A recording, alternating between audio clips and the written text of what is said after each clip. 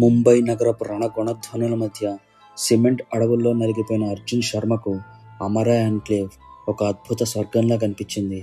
ఒక సాఫ్ట్వేర్ ఇంజనీర్గా తన జీవితకాల కష్టార్జితాన్ని వెచ్చించి నగర శివార్లలో ఉన్న ఈ అత్యున్నత స్థాయి గేటెడ్ కమ్యూనిటీలో విల్లా 42ని కొన్నాడు.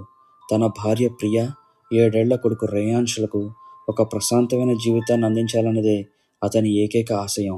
కారు ఆ భారీ ఇనుప గేట్లు దాటి లోపలికి ప్రవేశిస్తున్నప్పుడు రోడ్డుకి ఇరువైపులా ఉన్న పచ్చని గడ్డి, తెల్లటి విల్లాలు అద్దంలో చూసుకున్నట్లు ఒకేలా ఉన్నాయి. అక్కడ ఒక్క మనిషి కూడా కనిపించకపోవడం, కనీసం ఒక్క పక్షి కూడా ఎగరకపోవడం ప్రియకు వింతగా అనిపించింది. గాలి కూడా వీయడం ఆగిపోయినట్లు ఆ ప్రాంతం అంతా ఒక నిశ్శబ్ద సమాధిలా అనిపించింది. విల్లా 42 ముందుకు కారు ఆగగానే ఆ ఇంటి గోడలు మరీ తెల్లగా ఉండటం అర్జున్ గమనించాడు. ఆ తెలుపు రంగు సాదాసీదా పెయింట్లా కాకుండా పాలిపోయిన మనిషి చర్మంపై పూసిన పౌడర్లా మెరుస్తోంది. అర్జున్ ఉత్సాహంగా కారు దిగి, ప్రియా చూడు, మన కొత్త జీవితం ఇక్కడే మొదలవుతుంది అని అరిచాడు. కానీ ప్రియ కారు దిగిన క్షణమే ఆమెకు తెలియని భయం వెన్నులో వణుకు పుట్టించింది.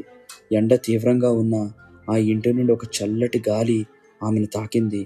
అర్జున్ తాళం తీసి తలుపు నెట్టగానే లోపల నుండి ఏదో ఒక భారీ జీవి గొంతులో నుండి వచ్చిన మూలుగు లాంటి శబ్దం వినిపించింది. వారు లోపలికి అడుగుపెట్టారు. కానీ వారు ఒక ఇంటి లోపలికి కాదు, ఆకలితో ఉన్న ఒక రాక్షసి దవడల మధ్యలోకి అడుగు పెడుతున్నారని వారికి తెలియదు. Next part coming tomorrow.